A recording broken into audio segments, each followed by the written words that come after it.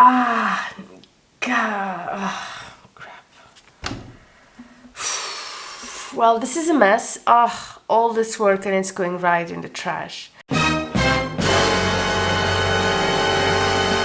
Or is it? Today I'm going to tell you the one way you can correct your watercolor mistakes and just carry on like nothing happened. Because it is one thing to know all about techniques for painting with watercolors, but how about when you mess up? When your brush takes a life of its own and decides to explore outside those lines. And let's face it, for beginners like us, that happens more often than we'd like to admit, right? So I guess the obvious answer would be to paint over it, to hide your mistake. Like people do when they get a bad tattoo they're ashamed of, like those lover turned exes names and stuff like that. So you could just cover it all up. I don't think it would be particularly successful for this one, but it's always an option. You could do like a leaf, something you weren't planning. There's all sorts of ways how you can hide your mistakes with paint.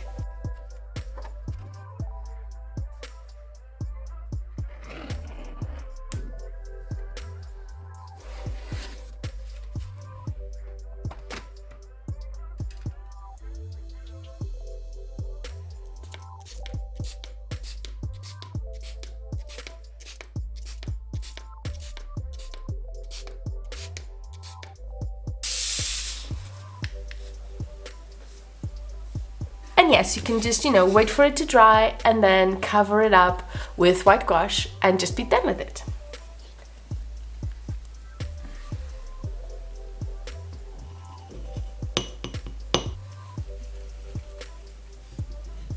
But the problem with that is that depending on the color, you will need to add so much of it, it will, end up showing in the end.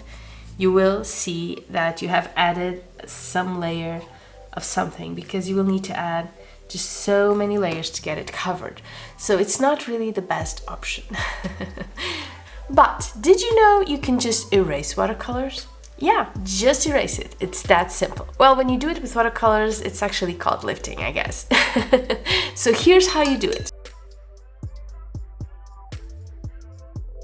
So the paint is still wet and you want to erase it. So the first thing you need is to blot it out with some paper towel or a clean cloth. So we just blot out the excess and see what we have to deal with. Okay, this is as much as I'll be able to blot out. Okay, now we get a clean brush, we wet it, and then we just go ahead and wet the area. And then we blot it again. And then we just keep doing it on a clean part, of course. We don't want to ruin it even more. We just blot and clean, blot.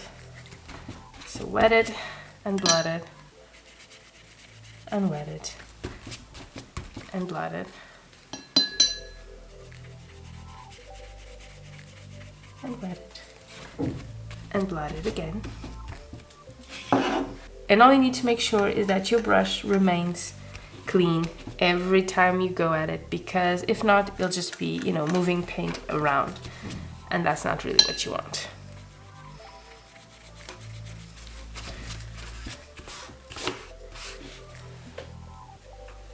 Can you see how almost transparent it goes?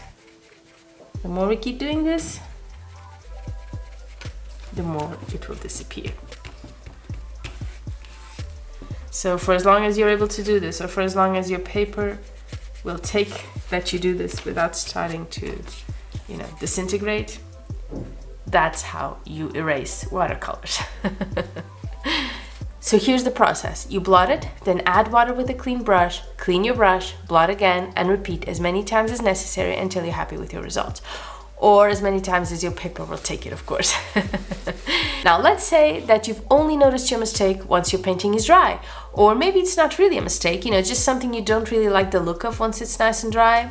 Well, you pretty much do the same thing. You get a clean brush, re-wet it, and then get that area you want to lift nice and wet before blotting.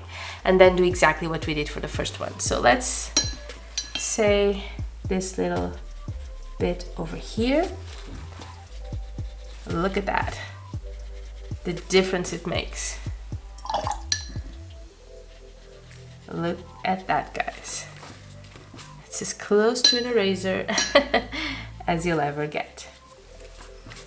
Look, how cool is this? And how easy it is too. And you just keep going. And that's pretty much how you do it. Now, the only issue you need to account for is that some colors stain more than others. And I actually used a pretty stainy color with this one.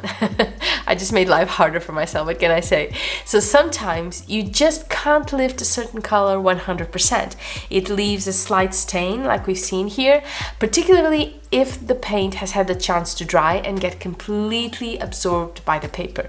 In which case, just lift it as much as you can and then wait for it to dry completely to see how it will look. Because as I've told you many times, watercolors do dry lighter than when they're wet. So something that looks really stained wet may very well not show once it's dry. But, you know, if it's still pretty noticeable, just go ahead and get that white gouache back, because I guarantee that after lifting most of the color, just a teeny tiny touch of it will be more than enough to make it perfect. And there you go, guys. I hope that was useful to you. I know I use this all the time, and I will see you really, really soon. Bye-bye.